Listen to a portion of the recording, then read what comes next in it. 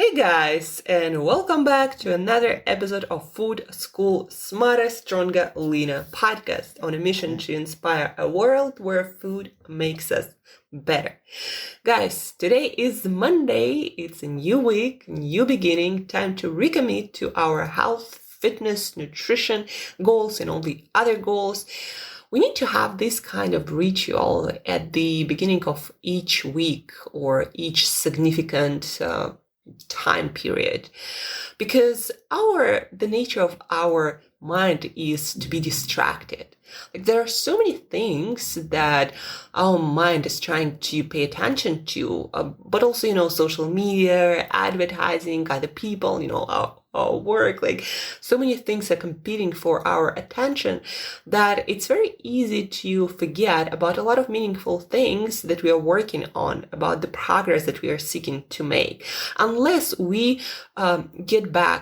we take our mind and get it back to focus on what's important, what's meaningful to us, where we want to make progress.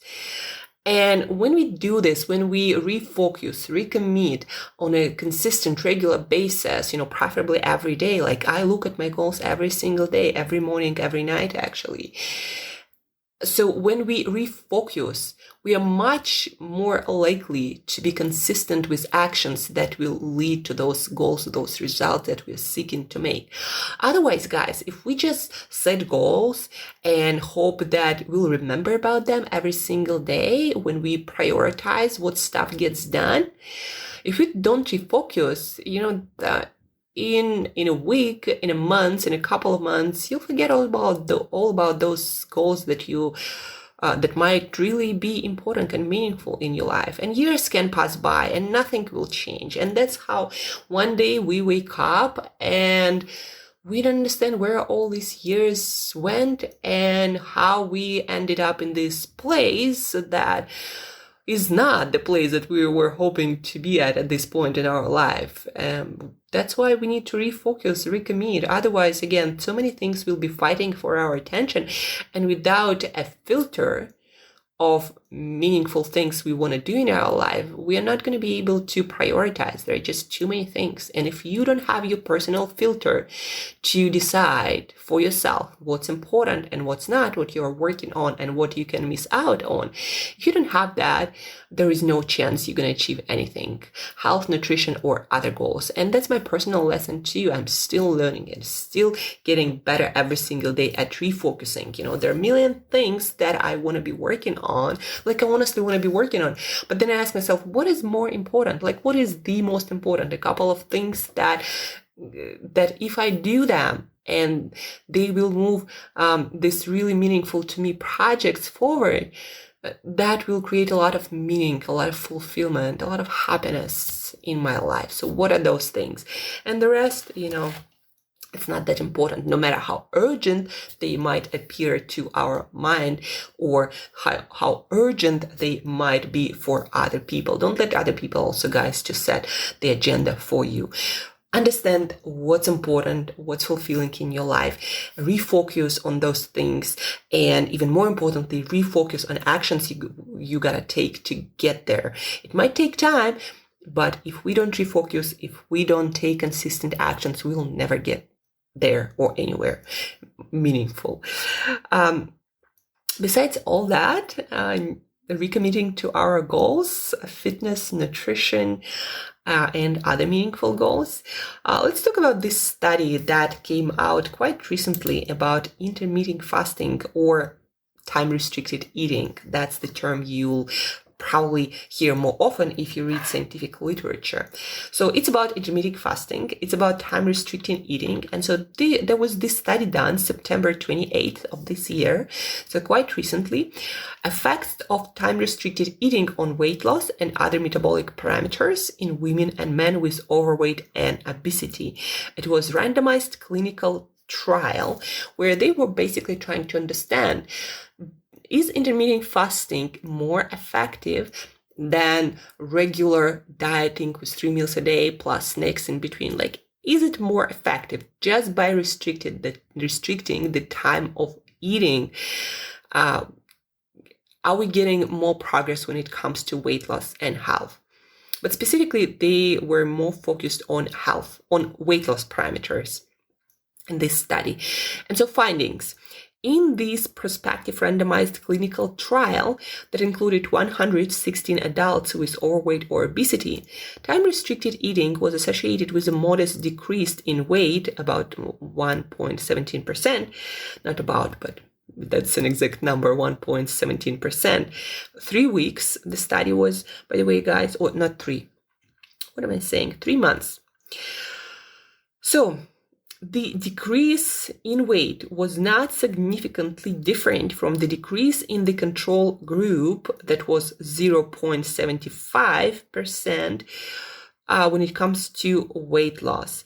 So for time-restricted eating, it was 1.17%, and for the control group that was eating breakfast, lunch, dinner with snacks in between, but structured meals, it was 0.75.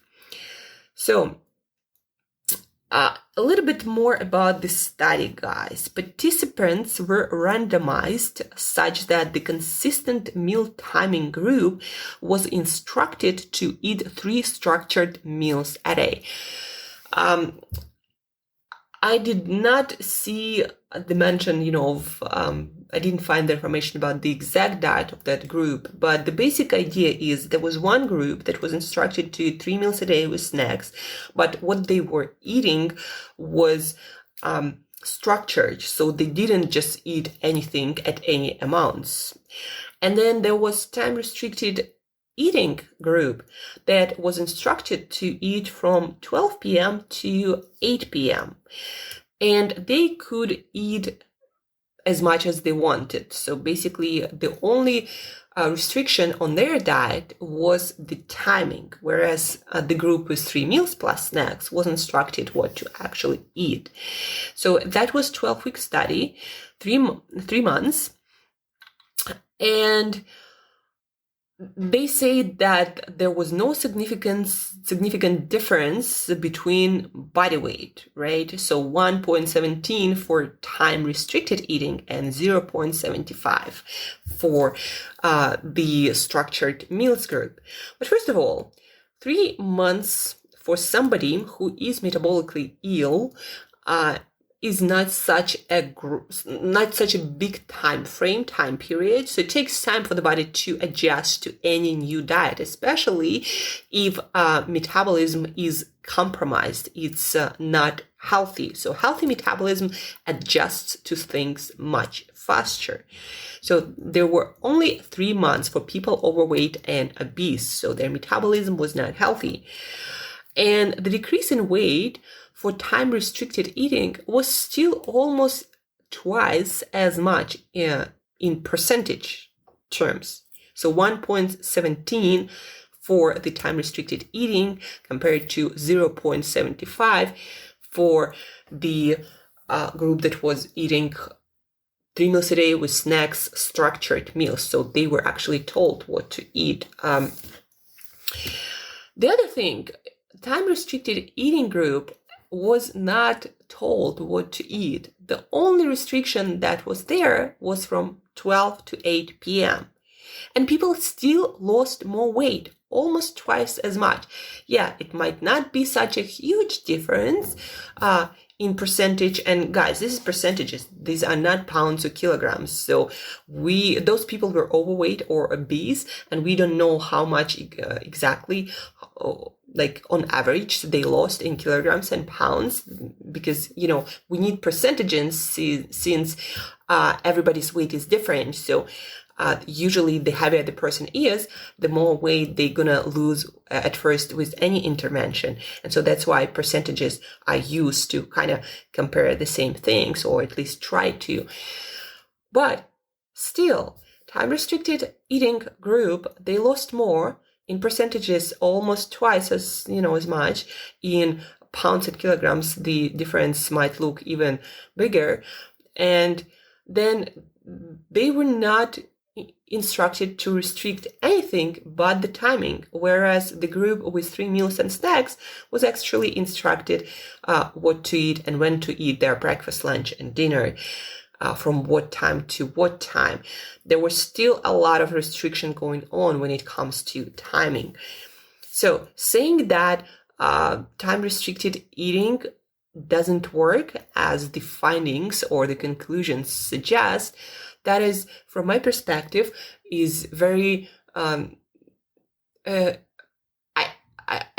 didn't know how they came to the conclusion that it's insignificant, and how they didn't look at the fact that one group was basically eating everything they wanted, but they restricted the timing. Maybe they also naturally, they by themselves restricted what they were eating, or somehow changed that. Like, nobody knows what exactly was happening, because people were not in a clinical environment, but they were in their homes reporting remotely.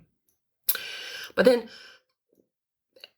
the group that was instructed to eat breakfast, lunch, and dinner and snacks, they were instructed what to eat, more or less. Although, again, nobody knows what they actually ate. But they also were instructed to eat at certain times, not like at 12 a.m. in the morning or in the middle of the night. No, there was also structure. So from my perspective, the conclusion that the effect is insignificant in time-restricted eating and it's not working, from my perspective, it's wrong and it's inaccurate. And I might be biased because I've been fasting, doing intermittent fasting for many, many years now. And sometimes I eat more food, sometimes I eat less food, but my fasting window, it's kind of stays the same. Well, not the same. I always, almost every day, practice my intermittent fasting. Sometimes it's 16 hours at the very least. Sometimes it's 18. More often than not, these days, it's 20 hours and more. And I know that my body changed favorably in many aspects when it comes to my metabolism. I do test my blood sugar, my insulin, my cholesterol, and other markers or biomarkers of health, like inflammatory proteins or triglycerides, or my fasting insulin. So I test for many things, and my health only improved, and my body fat decreased a lot, and it's really easy for me to maintain it.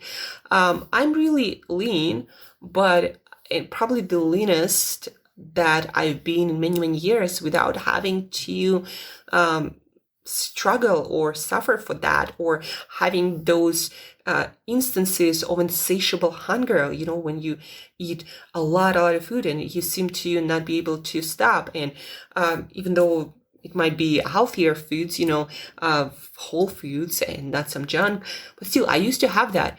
But now with intermittent fasting, I'm really lean, and I have great energy levels and great health, and I just don't have those binges or urges to binge. And again, it's so much easier to maintain lean body mass, and my also gut health, it seems to improve so much. And I contribute a lot of it to intermittent fasting, to regular practice of intermittent fasting. And when I work with clients, many of my clients lose weight just by changing the time of eating in a more constrained window, in a shorter window. Sometimes it's 8 hours, sometimes it might be 10 hours, but usually no less than that. And eating earlier in the day, that is aligned with our circadian rhythms, or our biological rhythms. We are creatures who are active and eating during the day, during daylight hours. So if we are eating too late at night, it's never great news for our metabolic health and our overall health. That's what actually most evidence shows. And in this specific study also, the timing, it's not actually the best timing if we are talking about metabolic health, if we are talking about health, if we are talking about gut health, if we are talking about obesity and weight loss. From 12 p.m. to 8 p.m. eating window is not the best one. Early time restricted eating is actually the best one. When you stop eating about like 4 or 5 p.m., that's actually much, much better. And there you could see much better results. But to get back to the results, even if we don't know about all the other factors, it's still a significant decrease in weight, 1.17%, not doing anything else but restricting the time of eating, not even doing the best window, and then still losing more than the group that would basically on a diet that was scheduled 3 meals a day with a couple of snacks probably in between. So it's still a significant improvement from my perspective than saying that it's like insignificant. I bet if they did it for 6 months period, the difference would be even bigger. So if you read these days something along the lines that intermittent fasting doesn't work, there is this recent study that came out at the end of September that people lose just as much on 3 meals a day with snacks, understand that this is where it's coming from this finding, from this conclusion that isn't even about intermittent fasting not working. It's about this specific window, and people still lost more on time restricted eating without limiting anything else. Like, we don't know what exactly those people did. They were allowed to eat what they wanted. We don't know how exactly they were restricting their food besides the eating window. We don't know that, so we can't be sure. But still, they were instructed to eat whatever they wanted for just 8 hours a day. And then there was a group who was on a diet, 3 meals a day plus 2 snacks, and they lost less, that group on a diet. So if you read something about that, and if you are curious about the actual study, then you can Google it. You can find the link to the study in the show notes. So, effects of time restricted eating on weight loss and other metabolic parameters. So the link you can find in the show notes to the study. You can read it yourself. And there are also comments and people like me saying that this is just doesn't make sense, the findings and the conclusion. Either we are not seeing something, or that they did in the study that they didn't tell us about, or I don't know how to explain this, but there are a lot of comments about how this finding and the whole study is just not how you would do it if you were really interested in checking the effects of intermittent fasting on different health markers and our weight loss and obesity. So that's the news of Monday. And guys, with a lot of studies in nutrition, especially, it's like that. Yeah, it's very hard to draw conclusions about life and how it's happening in life and the results we're getting based on what the study says, because study can only check a couple of parameters, and then the findings, the conclusions, they will depend on the mind frame of a person or people who did the study. And so how it actually works in real life and how it will work in your case, this has like very little to do with that. Studies are very, very limited, most of them, especially in nutrition. There are so many things that come into play. It's just not just nutrition, it's also lifestyle and where people are from and all the other factors and the time frame and how we people are inconsistent with what we do and what we actually report back, right? So many things. So intermittent fasting still works. So if you are a fan, still do it, but don't overdo it, because eating is just as important as fasting, probably even more important, not sure, but when it comes to essential nutrients, vitamins, minerals, proteins, fats, we need all of them to be healthy, to thrive. and to have a lot of energy, right? So it's not just about fasting. Eating need to be structured and well balanced too. That's the most important takeaway. But back to intermittent fasting. My recommendation, guys, no less than 12 hours if you are interested in metabolic health, in gut health, if you're interested in health in general. And then you increase it depending on your health, weight loss goals, and your lifestyle overall. I usually recommend to my clients do 14-hour fasting window. Start there if they're new to that whole thing. And then we'll look at the results and we'll see whether we should adjust it or stay the same. So that's what I usually recommend. But I always make sure that my clients eat a very balanced, nutritionally adequate diet outside of their fasting window. So they don't become obsessed with fasting and eating just a little bit of different foods, not satisfying their nutritional needs for vitamins, minerals, proteins, fats, fiber, all of that. So fasting only works when it's combined with a well-balanced diet. Starving ourselves, it's not a great idea, not a great weight loss or health strategy. Our body can actually resist weight loss if it feels like we are starving all the time.